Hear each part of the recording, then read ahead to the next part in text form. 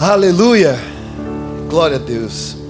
Eu gostaria de compartilhar uma palavra com você e nós vamos abrir em Mateus capítulo 4 do versículo 18 e a gente vai em diante. E antes eu olhava lá para cima, lá os anjinhos agora estão para esse lado aqui, ainda continua tendo luz, irmão, mas eles estão tudo aqui agora, os anjinhos estão tudo ali. E Mateus capítulo 4, versículo 18 em diante, ele nos diz assim: enquanto andava às margens do mar da Galileia, Jesus viu dois irmãos, Simão, chamado Pedro, e André. Eles estavam lançando redes ao mar, pois eram pescadores. Então Jesus lhe disse: sigam-me, e eu os farei pescadores de homens. No mesmo instante, eles deixaram as redes e o seguiram. Indo adiante, viu outros dois irmãos, Tiago e João, filho de Zebedeu. Eles estavam no barco com Zebedeu, seu pai, preparando as redes. Jesus os chamou. E eles, deixando imediatamente o barco e o pai, o seguiram. É um relato extraordinário de algo muito simples, mas que pega a gente por dentro de uma maneira muito interessante. Porque a voz do Senhor que é apresentada a essas pessoas que num cotidiano estavam fazendo o de sempre. E ao estarem fazendo o de sempre, em algum momento sofreram uma intervenção. Repita comigo: intervenção. É aquilo que vem de alguma forma e faz um corte e interrompe o fluxo normal das coisas. Eram pessoas comuns. Eram pessoas que estavam vivendo o comum da vida, o cotidiano. Ali existem coisas tão profundas que estão relatadas nessas dimensões, nesses poucos textos que nós lemos, porque geralmente pescador é filho de pescador. Você já notou? Que é uma coisa geracional que vem vindo, que vai contando. E eu não falo só do pescador esportivo, mas daquele que é o pescador raiz. Quem mora no litoral sabe o quanto que isso vem de pai para filho e não se lembra ao certo de quanto tempo em tempo isso veio passando. E conforme veio passando, logo chega alguém que vai passar para alguém também. Quando o Senhor promove uma intervenção na vida de alguém, até mesmo a lógica geracional, por um âmbito simples familiar, é cortada. Talvez você já tenha ouvido falar muito disso no conceito ou no quesito de libertação, aonde a libertação vem a partir de mazelas, dificuldades, problemas históricos que em algum momento, quando alguém se converte, declarando Jesus na sua vida, tudo isso é transformado. E sendo transformado, interrompe um fluxo terrível no meio daquela família que vinha de alcoolismo de gerações em gerações, até que em um determinado momento em alguém foi cortado. Ainda que essa pessoa não consiga interromper tudo o que aconteceu para trás, mas a partir dela, ela consegue gerar uma transformação. Ela consegue interromper um fluxo só porque confessou o nome do Senhor. Agora, esse texto não fala que uma maldição foi interrompida, mas que algo comum na vida tomou um outro rumo. E a vida que era de um jeito passou a ser vista de outro jeito. A vida que era vivida de uma forma passou a ser vivida de outra forma. São homens e mulheres que no caminho de Cristo, quando ouviam a voz dele e ele dizia: segue-me, naturalmente dentro dessas pessoas acontecia algo muito mais do que compreender o que um convite significa. Tem horas que pelo teor da infância, a inocência da infância, quando você diz vem, a criança está animada com alguma coisa, você precisa dizer a segunda, a terceira vez, ou pegar pela mão, olhar e dizer: vem, está na hora da gente ir embora. Porque o convite por si só não tem um poder, mas a palavra do Senhor emanando através do Cristo causava nas pessoas algo que era absurdo. porque eles simplesmente deixavam o que estavam fazendo, se distanciavam da vida que estavam tendo e passavam a caminhar com alguém. Não, pastor, mas então são tempos de preparo, tempos de jejum, tempos de consagração, para que o Senhor venha e me convoque e eu vá. Não. Aqui está dizendo que era gente em cima de um barco com uma rede. Aqui estava dizendo que era alguém fazendo a coisa de todo dia, o dia todo. E com seus familiares à volta. O que você está esperando para viver mais de Deus na sua vida? O que precisa acontecer? Não, quando eu jejuar uma semana, pastor, o Senhor vai dizer para mim, vem, aí eu vou dizer, aí eu vou. O Senhor vai vir na hora que eu estiver preparado, porque quando eu estiver preparado, não. O Senhor vai vir quando eu tomar uma decisão e eu dobrar o meu joelho e eu... Não. O Senhor vai vir na hora que você menos esperar. Porque você foi eleito nele antes que esse mundo fosse compreendido.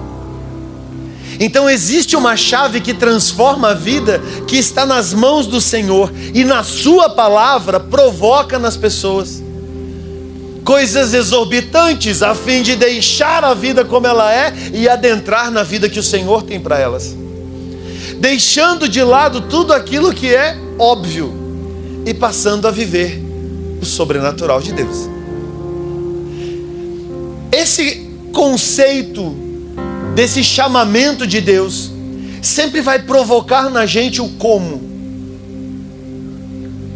Porque você precisa de uma lista de etapas para entender como as coisas serão. Esses homens que tiveram esse convite, esse convocar do Senhor, em algum momento tiveram esse acesso, e ao ter esse acesso, não perguntaram como, não fizeram conta, não se movimentaram em torno de coisas que justificariam um cenário favorável. Não colocaram o pezinho no sólido para dizer assim, bom, agora eu vou andar com Jesus, porque agora eu estou garantido, agora eu vou conseguir. Não. Eram pessoas que aos olhos dos seus também eram criticados, porque o nível era muito alto. Mas era gente despreparada. Não era gente formada em teologia, não era gente capacitada em seminários, não eram pessoas que estavam mais do que aptas para alguma coisa, eram pessoas comuns. E olha que interessante, esse pertencimento já estava escrito na eternidade, e sobre esse pertencimento as pessoas já estavam numa lista de Deus, e essa lista de Deus ela só foi um objeto de convocação. Pastor, o senhor está me confundindo, eu só vim no culto, eu não sou pastor, eu não sou ministro, eu não sou evangelista, eu não sou nada. Você não foi chamado para ser pastor. Repita assim comigo, chamado é o mesmo para todo mundo. Que chamado que é o mesmo de todo mundo, pastor?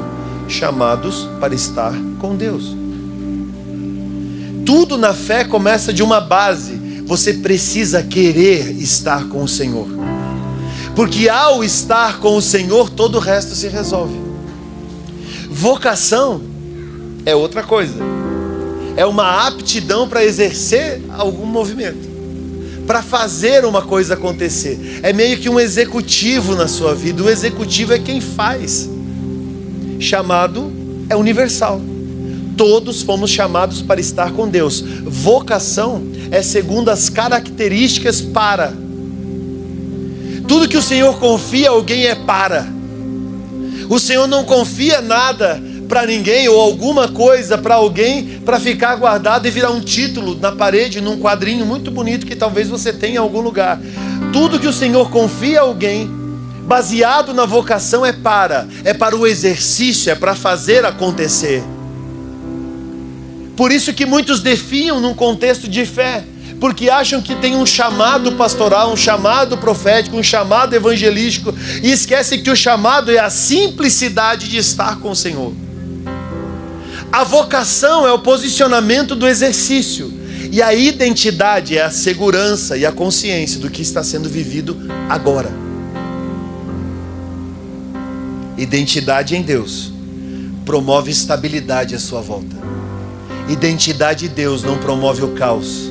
Vocação resolvida, um exercício consolidado e convicto, um chamado discernido no Espírito, gera uma proximidade com Deus de tal forma que você já não fica vivendo oscilando entre agora vai ou agora foi.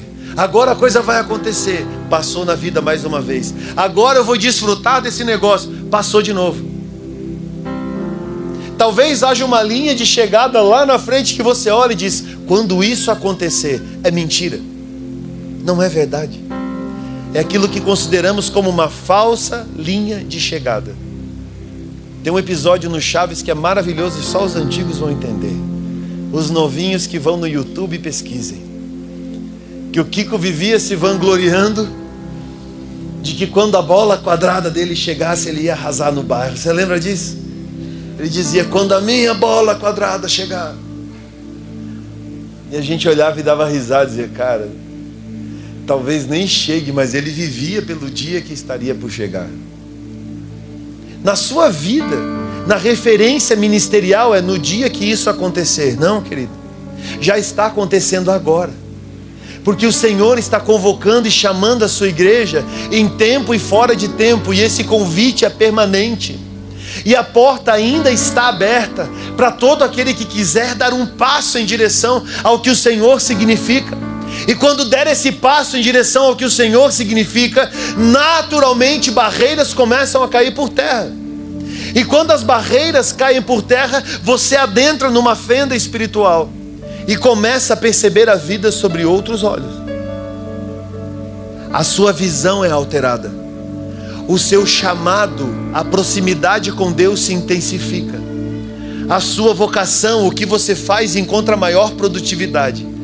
E tudo aquilo que você está exercendo, fazendo e vivendo é afirmado numa identidade saudável. Não é pensar mais em si, é pensar que o Senhor é muito capaz, na plenitude da sua sabedoria, de fazer através de mim muito mais, basta com que eu permita. O exercício ministerial faz com que essas pessoas, os pescadores, os fanáticos políticos, aqueles outros que de alguma forma estavam no exercício das suas profissões, tivessem um encontro e a sua vida transformada. E essa transformação sempre gera um desconforto. Um dia eu vi uma pessoa falando, eu achei muito interessante, porque a gente trabalha para entrar numa zona de conforto. Irmãos, eu vim de uma família muito humilde. Graças a Deus ainda somos. E até os meus 19 anos eu não sabia o que era um ar-condicionado. Até o dia que eu dormi num quarto que tinha ar-condicionado. Aí eu descobri que a vida sem ar-condicionado não valia a pena. E que somente um ar-condicionado na minha vida ia fazer com que a minha noite de sono fosse plena. A gente trabalha, vive para entrar numa zona de conforto. Aí vem um coach e diz: você precisa sair da sua zona de conforto. Por quê? Quem que disse? Movimentos de oração, de reunião às 5 da manhã não significam nada. Talvez é só para aqueles que acordam às 5 e depois da oração voltam a dormir até meio-dia. Porque quem tem muito o que fazer da vida, acorda cedo, faz tudo o que tem que fazer e segue o dia. Quem não tem muito o que fazer da vida, fica procurando o que os outros fazerem para depois desfrutarem disso e chamam isso de ministério. Compreenda. O caminho que o Senhor tem para aqueles que Ele escolhe e chama, mais importante do que o objetivo final, é a jornada. Não era para onde os discípulos estavam indo, mas com quem eles estavam indo. Não era para onde eles estavam caminhando. Eles não perguntaram para Jesus: Jesus, O Senhor me entrega aqui uma referência de tudo que o Senhor quer fazer comigo. Aí eu vou encaixar na minha agenda, porque se eu colocar bem certinho aqui, vai dar certo, porque todo dia eu vou ter 15 minutos para o Senhor. Menos na quarta, na quinta e na sexta. Não, na sexta só depois das 16 também. Aí no sábado de manhã também não rola. Mas à tarde eu acho que dá de dar uma passadinha contigo. E no domingo estamos juntos. Jesus, vou até comer uma coxinha na cantina. Aí você faz com que o Senhor receba de você o que sobra. Que o Senhor receba de você o que dá. E que o convite que Deus tem para a sua vida seja simplesmente desprezado. Aí nós cantamos canções para que o nível suba e vivemos a vida para que o nível desça. Nós oramos para que o espiritual seja extraordinário e vivemos para que a carne governe o dia. Nós caminhamos em direção a objetivos e na jornada, seja lá o que for, não me importo, desde que eu chegue aonde eu queira chegar.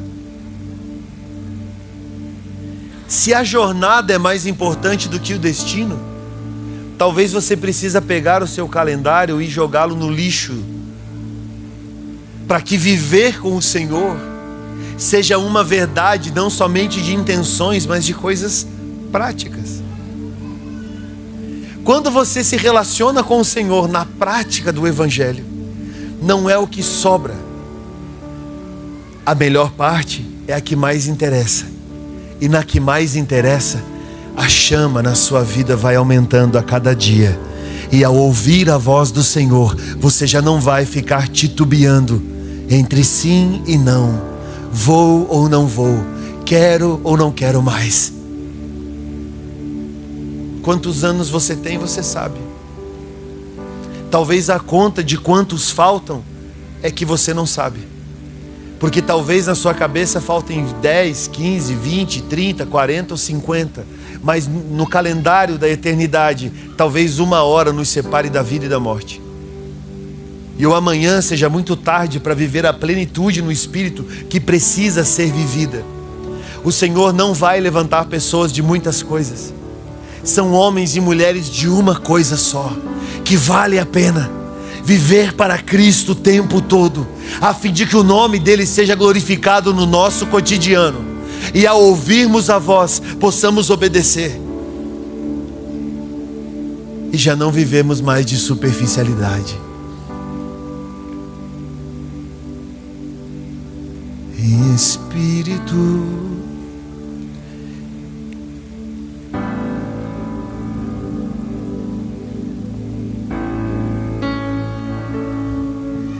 em espírito, em verdade, te adoramos, te adoramos,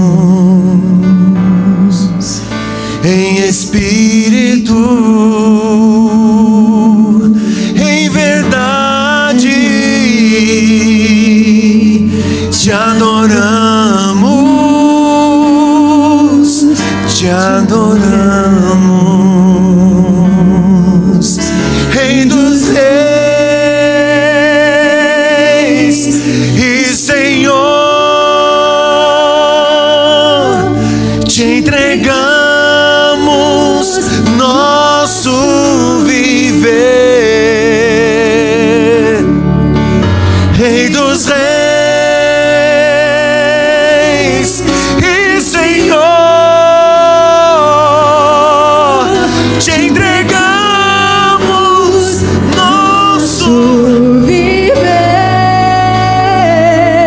pra te adorar, ó Rei dos Reis. Foi que eu nasci, ó Rei Jesus. Meu prazer é te louvar, meu prazer é estar nos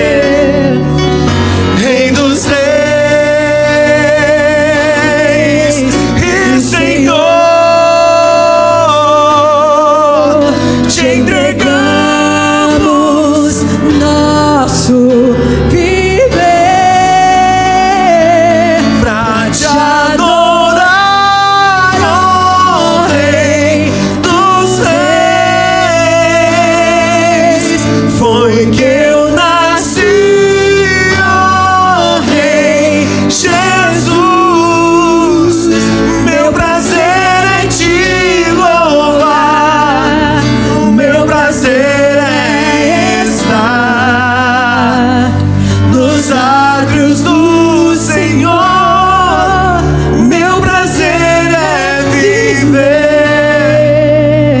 na casa de Deus, onde flui o amor.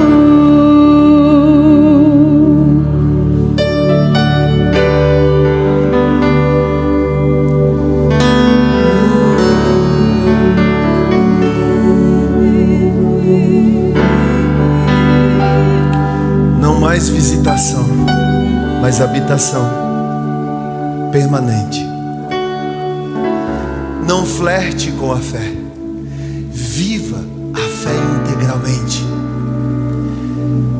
Não queira dar a mão para o Senhor para caminhar, ande agarradinho com Ele.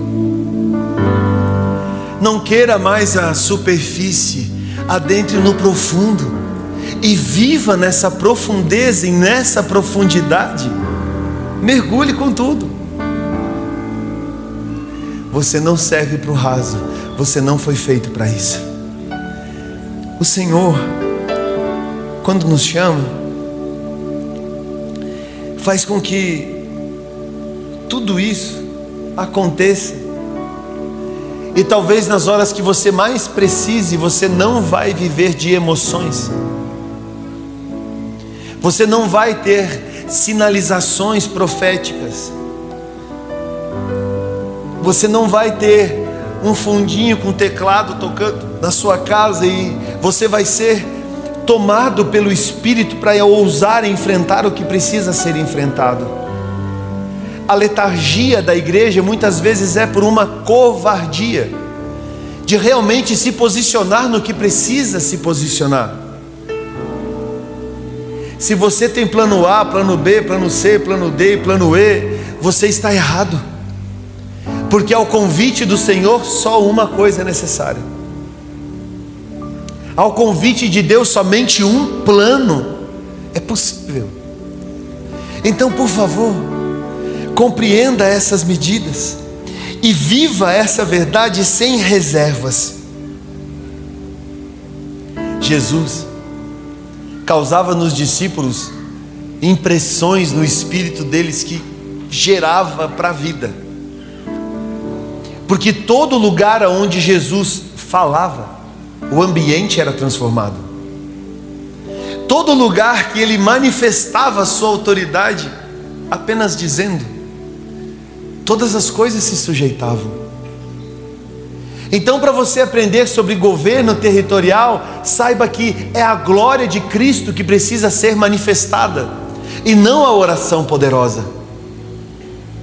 Porque a oração poderosa pode soar bem aos ouvidos do religioso, mas a glória de Deus, quando é manifestada em espírito e em verdade, numa essência real de adoração, tudo encontra o seu lugar.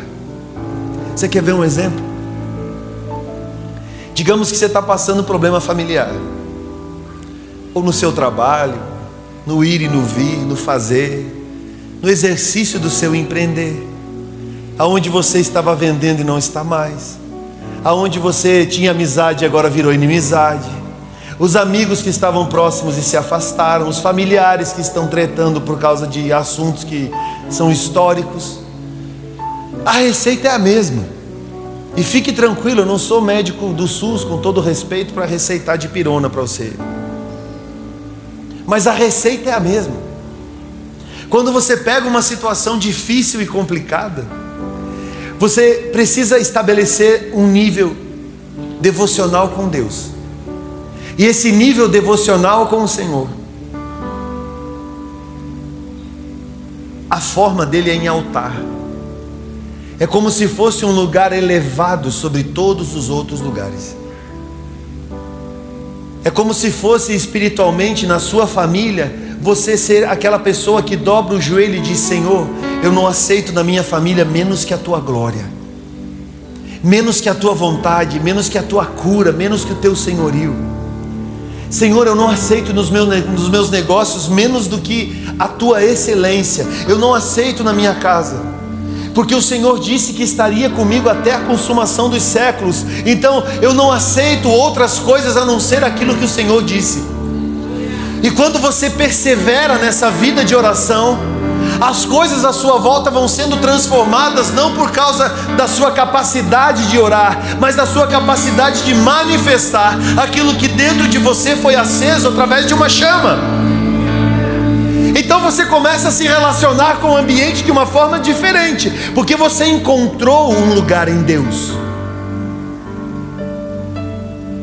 Pessoas que querem exercer a sua vocação e afirmar a sua identidade sem estarem com o Senhor em primeiro lugar, não vivem alegria e satisfação de coisas que já deveriam estar desfrutando na vida. Ainda estão militando as mesmas causas, porque não conseguiram encontrar um lugar em Deus, a fim de que a sua vida seja realmente afetada pelo que significa o Evangelho. Eu não acredito no Evangelho de domingo.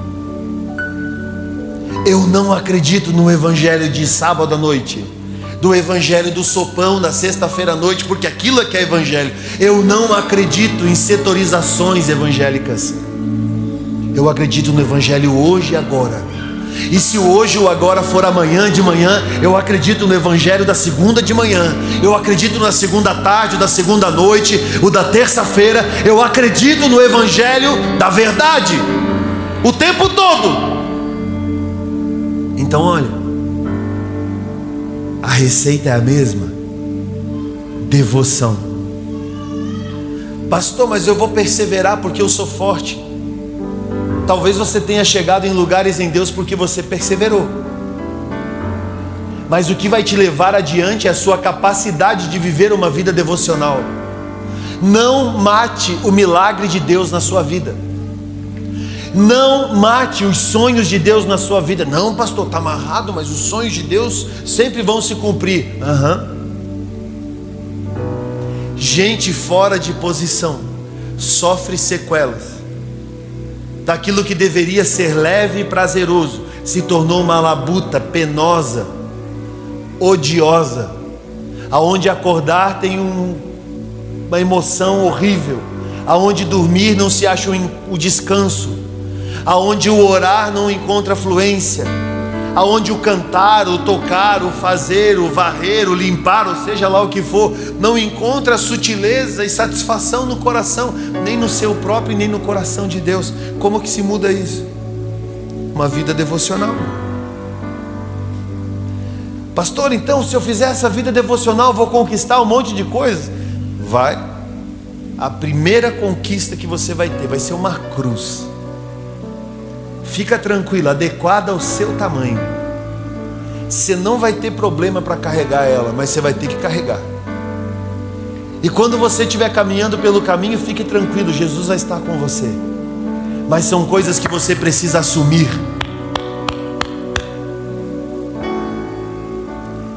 Aquele que não tomar a sua cruz e não me seguir, então o Segue-me tem um kit que é maravilhoso, que nos aproxima do Senhor e nos ensina a suportar. Discípulos desqualificados se tornaram referências daqueles que estiveram com Deus, daqueles que estiveram com o próprio Cristo. E não fizeram isso por uma meritocracia, e muito menos fizeram depois porque, ora, agora então o Senhor fez por mim, eu vou fazer por Ele também, estamos quites. Não existem medidas capazes de estabelecer um nível de gratidão equivalente àquilo que o Senhor faz por nós. Salmos 116, verso 12 diz: que darei eu ao Senhor por todos os benefícios que tem me dado? Pastor, mas eu não tenho tido muito benefício não. Talvez é porque você está olhando com as lentes erradas. Aquilo que você chama de privação, talvez seja a proteção de Deus na sua vida. Aquilo que você chama de dificuldade, seja o Senhor tratando pelas suas retenções e as suas omissões.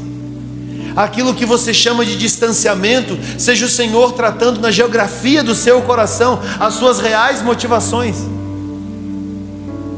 Então você precisa aprender a dar graça em tudo. E olhando com lentes corretas, você vai perceber os benefícios daquilo que o Senhor te chamou para viver. E você precisa adentrar nessa medida já não criando mais linhazinhas de vou até aqui e tá bom. Isso não tem a ver comigo, Israel. É entre você e Deus. Eu não sou pedágio para a sua fé. Eu não sou alguém que está aqui para dizer, para se relacionar com Deus tem que passar por mim. Agora, eu estou aqui para incentivar de uma maneira consciente o quanto que você precisa adentrar em determinados lugares. Tem uma ilustração que cabe muito bem nisso.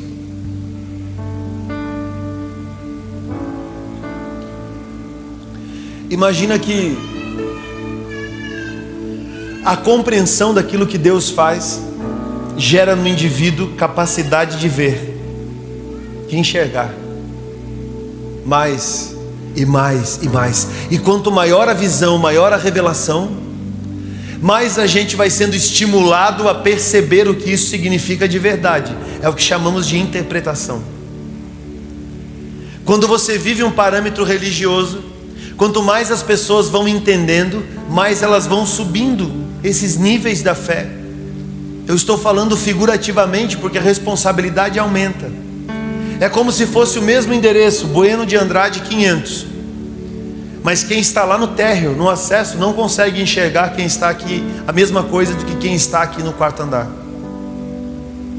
Quem está num nível de medida, lá embaixo, está no mesmo endereço, na mesma rua, mas não tem a visão de quem está lá em cima da escada, lá no topo. Porque quem está no topo está enxergando muito. A visão religiosa diz que quem está no topo vai construindo barreiras para que quem está lá embaixo sem enxergar não possa ver o que ele está vendo. Afinal de contas, o meu ministério tem que ser abençoado, tem que ser honrado. O resto que se vire. Quer compreender um movimento de maturidade espiritual? Quem está em lugares altos está a todo momento arrebentando barreiras, descendo se necessário até embaixo, pegando pessoas pela mão e trazendo elas para o mesmo lugar e dizendo, vem e vê também. Quando a religiosidade se estabelece no coração, são retenções. Tem homens que você diz, está conversando, pessoas, graças a Deus aqui em São Paulo não, só lá em Itajaí. E essa pessoa começa a reter, diz, nossa, Deus está bradando, está falando, cara, eu tive uma cinca, diz, é mistério, não, Deus me falou um negócio, mas eu preciso discernir no meu coração ainda o que é, porque é uma coisa muito profunda, não sei o que, gente que guarda para si. Entre os pastores mais íntimos dessa casa, a gente conversa, e outros irmãos que nem pastores são, mas andam num nível de maturidade em nosso meio, conversando sobre aquilo que o Senhor está falando, está dizendo, e não, cara, dá uma olhada nesse texto aqui que eu estou mergulhado nele, olha esse negócio. O cara diz, cara, que doideira, que vira 2 páginas para frente, agora olha isso aqui que você está vendo, que você viu ali atrás, comunica com isso aqui, e você vai começando a juntar, e não existe nenhum tipo de retenção. Se eu sei, é para que você saiba também. Se eu já passei, se eu já superei, eu fico igual aquele. Você já viu 2 pessoas que sofreram acidente de moto conversando? Não, porque eu tenho um pino aqui no meu braço, que quando eu passo o detector de metal apita. Aí o outro diz, não, mas dá uma olhada no meu tornozelo. Eu dei num Celta, metade do tornozelo ficou grudado no Celta. Aí começa a contar desgraça, você já viu? É que nem aquelas tias que ficam falando de receita médica, está sempre trocando um pela medicação do outro, porque hoje dói isso e dói aquilo, e fica trocando. Quando você está caminhando com gente de Deus, ainda que você tenha superado e tenha virado uma cicatriz, você já diz, não vai por aí não, vem por aqui porque é melhor, tem uma escada aqui na frente. Se você vier por aqui, você vai fazer muito esforço. Se você chegar pela escada, você vai chegar mais rápido aqui, os passos são curtos e você não vai correr o risco de cair. Agora quem quer dificultar, não. Quem quer dificultar vê o outro subindo o lugar mais difícil e diz que se vire. Se eu passei, você vai passar também. Sobe pela parede preta lá, dá a volta lá por trás. Aí você desce de rapel aqui, você vai chegar aqui que é o melhor caminho. E vai embora. Repita assim comigo, homens e mulheres de Deus são facilitadores a quem deseja acesso. Você não pode jogar alguém dentro do ambiente se a pessoa não quer. Não gaste seu tempo com esses. Agora, quando houver uma oportunidade de alguém se aproximar de você e dizer: e aí, como é que faz? Pegue, abrace, cuide, conduza, leve até onde você conseguir levar. Agora, se você não conseguir levar além da sua medida, por favor, chegue na sua medida e diz: vai, querido, até aqui eu fui. Talvez a sua vocação, na sua identidade, no seu relacionamento com Deus, no que entendemos por chamado, é ir mais além do que eu fui. Não retenha as pessoas que o Senhor te confiou, inclusive a sua família, a sua casa. Seu marido não é o teto do que o seu pai foi. Sua esposa não é o teto do que a sua mãe foi. Seus filhos não vão viver o teto do que você está vivendo. É processo. Caminha, anda, corre e voa. Se você chegou a caminhar, caminhe sem tropeçar, já está muito bom. Tem gente que se só não fumar já é muita coisa na vida. Tem gente que se só não beber uma cerveja e não sair de casa na quinta-feira e voltar no domingo sem dinheiro, todo sujo, já é muita coisa na vida. Não exija mais dessa pessoa. Só isso já é uma transformação absurda. Agora tem pessoas que vivem essas etapas e há um clamor na eternidade para que elas se posicionem de tal forma para que outras pessoas sejam tocadas pela sua vida. Compreenda, a exigência do Senhor é para os íntimos, e querer viver intimidade com o Pai é adentrar nesse ambiente de liberdade, estender a mão para o Cristo e dizer: Senhor, eis-me aqui, me conduza. Pastor, mas o chamado do Senhor não é para o senhor aí que é pastor? É também. E a vocação? Passa também. E a identidade? Está afirmada no Cristo. Mas que tem coisa para você? Tem. E que tem gente que eu fico observando que tem capacidade de transatlântico e está num caiaquezinho, remando com palito de picolé, chamando isso de ministério, e me dá uma aflição. Às vezes dá vontade de tirar a cinta e dizer: eu sou seu pastor, né? Você é meu pastor, eu te amo. Então vem cá que eu vou te dar uma coça bem dada. Vou te dar uma chegada de chinela havaiana na sua bunda, para você entrar num nível de consciência e despertar de uma vez e sair desse caiaquezinho e, por favor, adentrar em mar aberto e começar a viver o que o Senhor tem para a sua vida, sem ficar brincando de igreja. Nós não temos mais tempo, Mevan. Por que não tem mais tempo, pastor? Porque o tempo é hoje, é agora.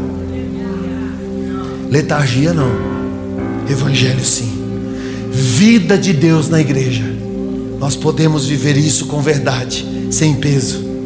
Olha só, Adão viveu uma medida com o Senhor extraordinária, porque Adão estava com o Senhor, e o Senhor, que está em todos os lugares, por causa de Adão decidiu estar em um lugar apenas.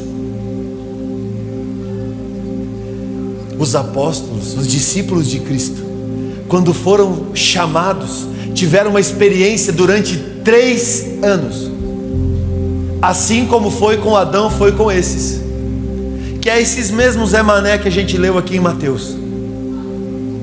Esses mesmos que viviam a vida cotidiana tiveram a mesma experiência que Adão, estando com o Senhor, face a face. Agora, de tantos, alguns foram separados. Ao serem separados, encontraram essa medida de relacionamento, tendo seu chamado posicionado, a sua vocação ressignificada e a sua identidade afirmada no Cristo. Amém? Você pode se colocar em pé nesse momento. Nós temos algumas coisas para orar nessa manhã. E compreenda essa fala no seu espírito, para que o seu espírito receba essa nutrição do céu. Você precisa estar atento. E esse foi o dia, o domingo que o Senhor escolheu para te dar esse choquezinho do SAMU, sabe? Para você dar aquela despertada.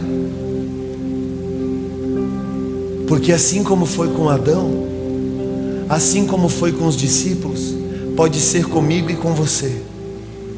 Pastor, mas qual é o fundamento bíblico disso?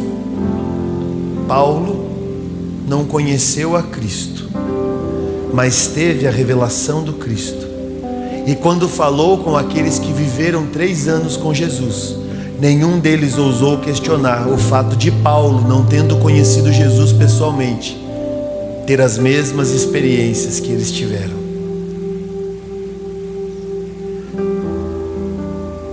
Talvez você esteja aqui por causa de um milagre, mas quando você pede um milagre a Deus, Ele te dá um ensino. Talvez você esteja aqui porque você está desesperado por uma situação, e quando você manifesta esse desespero, o Senhor te dá a oportunidade de viver um quebrantamento, que através desse quebrantamento gera um acesso à devoção. Talvez o Senhor tenha que te tirar do meio de algumas circunstâncias só para você compreender a autoridade desses sinais e o que isso está promovendo na sua vida, na sua casa. Você vai viver níveis de proximidade com Deus, e esses níveis de proximidade com Deus vão ser transformadores nos próximos dias. Levante suas mãos para os céus. Eu profetizo sobre a sua vida uma intensidade no relacional com o Pai. Eu profetizo na sua história uma verdade absoluta, tomando conta de tudo que te diz respeito. O seu coração e a sua identidade posicionada e reposicionada se necessário, queimando e ardendo pelo chamado, a vocação e a identidade, para que a glória de Deus seja permanente na sua vida, e não somente visitações de ciclos de cultos animados. Nós não somos entretenimento nesse lugar. Pastor aqui não é pasto.